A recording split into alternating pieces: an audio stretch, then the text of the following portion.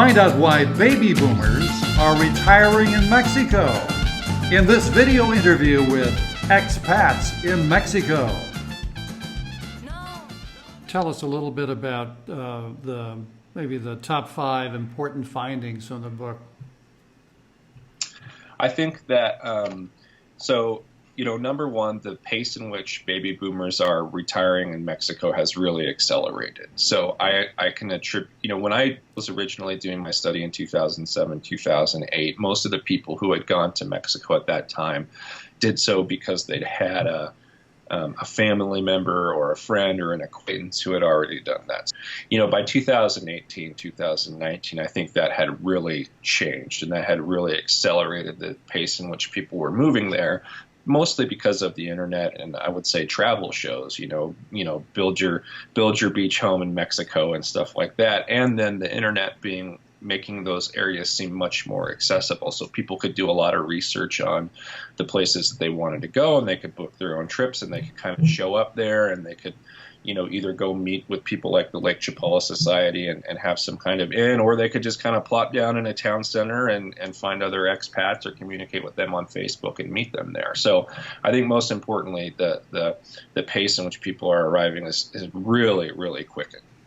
Well, the most recent Mexican statistics are about 1.3 million expats living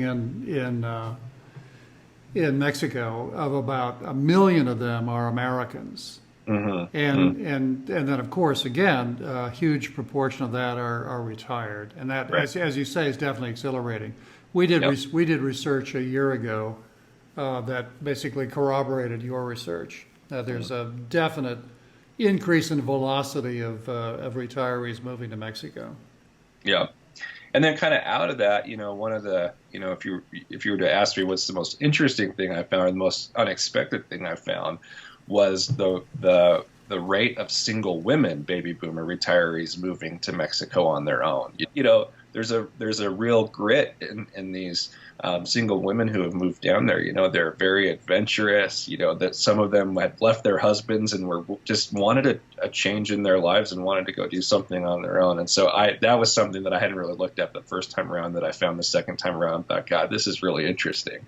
Just that these baby boomer women on their own, have outpaced everybody else. They're showing up there not knowing anybody, and they're becoming part of those communities.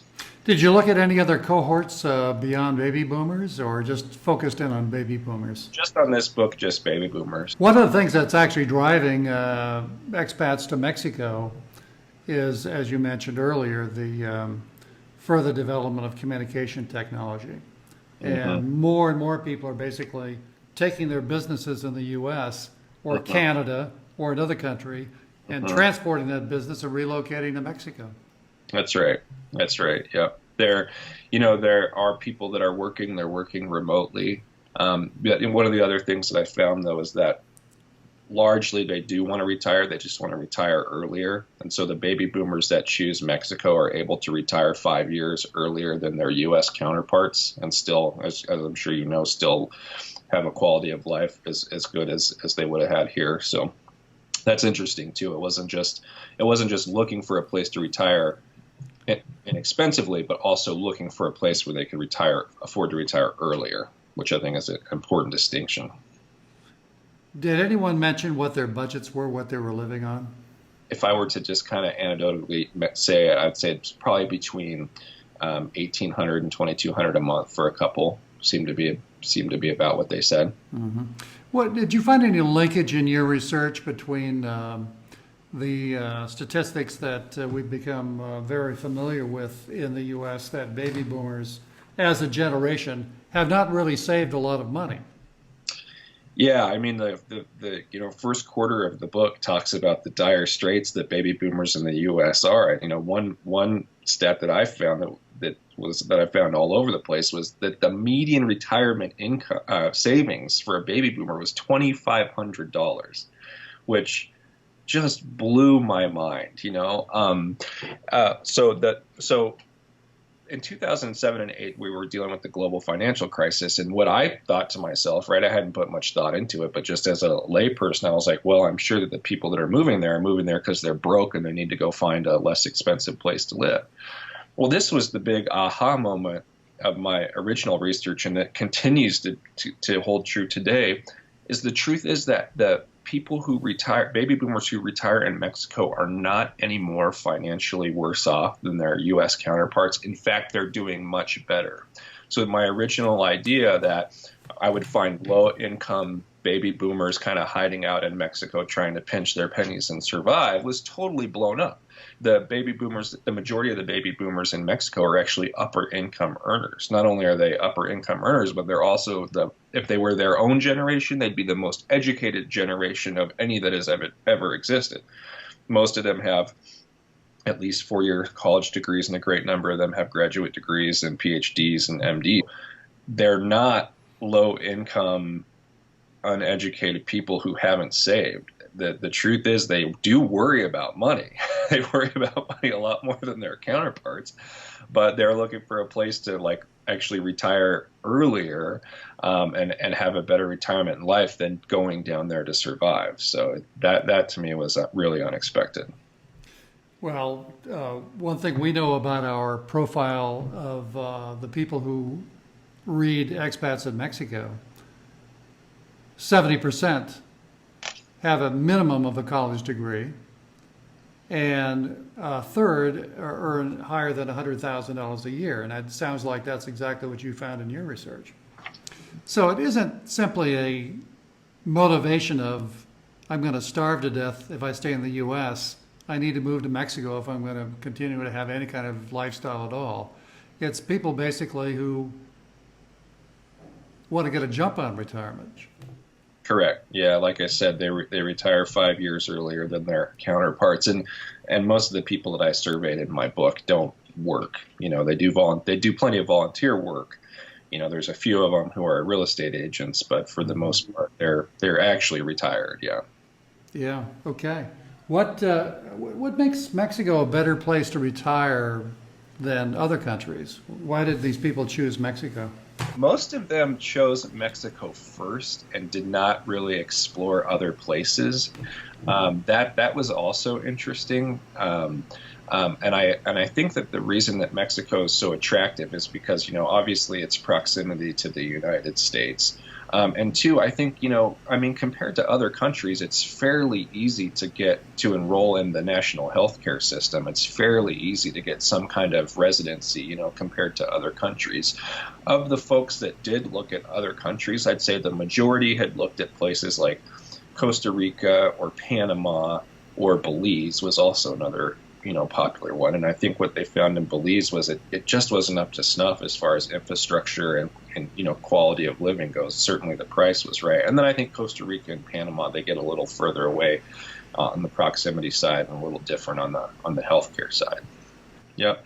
And, and that's the question I get the most back from people in the United States, it relates to driving as the safety issue. I mean, can you drive down to Mexico? Are you going to be killed? Are you going to be murdered? I mean, that is the number one question that people who have not explored this at all. But in general, most people felt it was just as safe as the United States, if not better. And then the number one consensus was they felt safe and protected from terrorism. 92% felt safe and protected from terrorism in Mexico than they did in the United States. They thought they were more likely to be in some kind of terrorist event in the United States than they were in Mexico, which I thought was really funny considering how much money the United States spends to protect people from terrorism.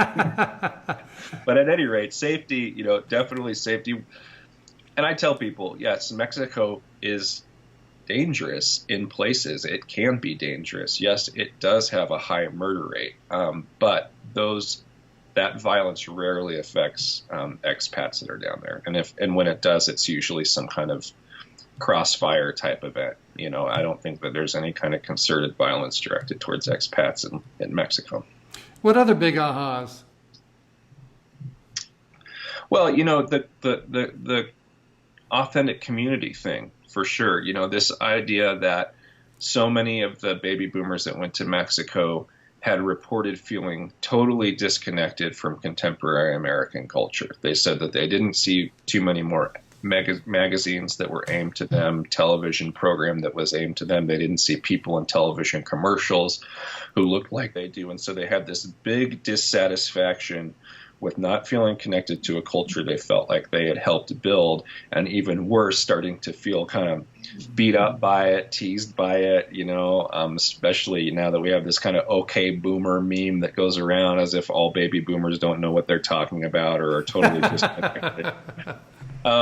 So I think that there's a piece that they described being in Mexico, not having this total bombardment of consumerism and this total bombardment of youth culture.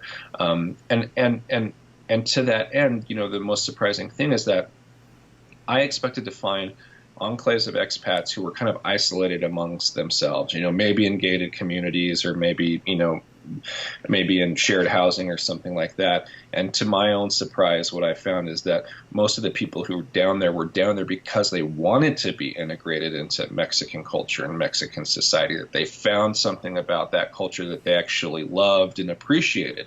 Most of them are down there trying to learn Spanish. They have relationships with romantic relationships with Mexicans. They have business relationships with Mexicans. While they're in concentrated cities, they're certainly not in concentrated gated communities, and they're out there operating as any other Mexican would have to do. And I really was surprised by that and appreciated that. It's not going down there to isolate themselves. It's going down there because they love this culture that they've found.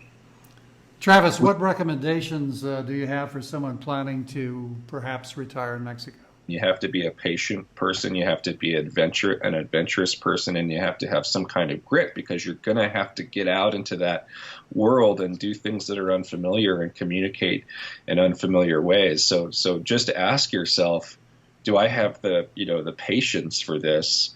Because I think if you do, as I'm sure you've learned, this wonderful world opens up to you. And the other thing is that in the American mind, I think Mexico exists as, kind of a resort playland, and all-inclusive cocktails, beaches, things of that nature. And it's really a diverse country, just like the United States is. And so I think you have to be thoughtful about, from a geographical standpoint, what is it that you're looking for in retirement? Because if you're looking for the beach, well, that doesn't necessarily always coincide with saving money. And if you're looking for authentic, Mexican culture, that doesn't always coincide with living in Cancun, So I think you have to ask yourself, what do I want on the financial side? What do I want on the community side? What do I want on the geographic side? And then appreciate the robustness of Mexico as a country and start exploring those cities and towns for what you want, and don't assume that everything is some kind of palatial resort. The book is The Fun Side of the Wall: Baby Boomer Retirement in Mexico. Travis Luther, thank you so much for your time. Hey, I appreciate you having me. Thanks so much.